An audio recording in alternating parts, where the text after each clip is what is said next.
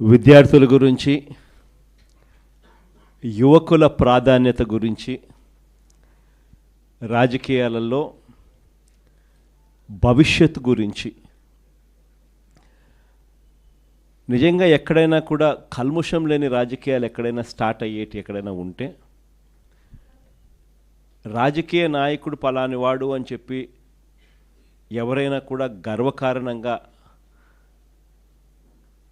ఫలాని వాడు మా నాయకుడు అని చెప్పుకునే పరిస్థితి ఎక్కడి నుంచైనా స్టార్ట్ అవుతుందని అంటే దాని బీజం పడాల్సింది కరెక్ట్గా యువత నుంచి బీజం పడాలి, స్టూడెంట్ నుంచి బీజం పడాలి. మీరంతా ఇప్పుడు జనరేషన్ జీలో ఉన్నారు.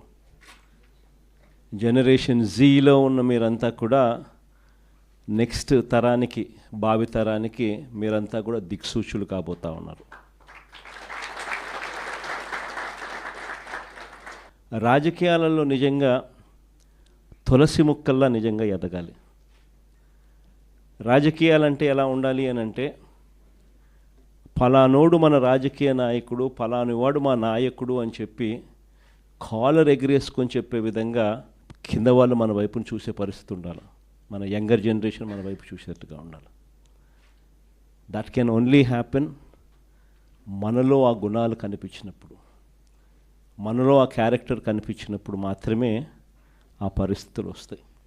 గట్టిగా విద్యార్థులు, గట్టిగా యువత అడుగులు ముందుకు వేస్తే దేశాలలో గవర్నమెంట్లు మారిపోతూ ఉన్నాయి.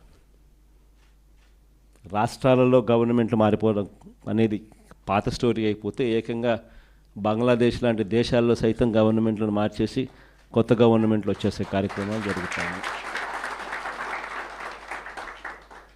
ఆ కైండ్ ఆఫ్ పొటెన్షియల్ ఉన్న వాళ్ళు యంగ్స్టర్స్, యువకులు. ఇది రాష్ట్రం మనది కాబట్టి, మన రాష్ట్రం బాగుండాలని మనం అంతా ఆరాట పడుతున్నాం కాబట్టి ఈ రాష్ట్రంలో రాజకీయ పరిణామాలను మనం గమనించాల్సిన అవసరం ఉంది. ఏ యంగ్స్టర్కైనా కూడా ఫస్ట్ అడగాల్సిన ప్రశ్న మన మనస్సాక్షిని. ఈరోజు వేసే విత్తనం కన్నా సరిగ్గా వేయకపోతే, ఈరోజు వేసే విత్తనం కన్నా సరిగ్గా కరెక్ట్ అయిన విత్తనం వేయకపోతే మాత్రం 10 సంవత్సరాలు 15 సంవత్సరాల తర్వాత కూడా మన బ్రతుకులు మారవు, ఇదే మాదిరిగానే ఉంటాం. మనం లీడర్లుగా కాబోతా ఉన్నప్పుడు మనం చేయాల్సింది ఏమిటి అని అంటే అలాంటి విత్తనాలు వేసే ఆలోచనలు మన బుర్రలో కదలాలి.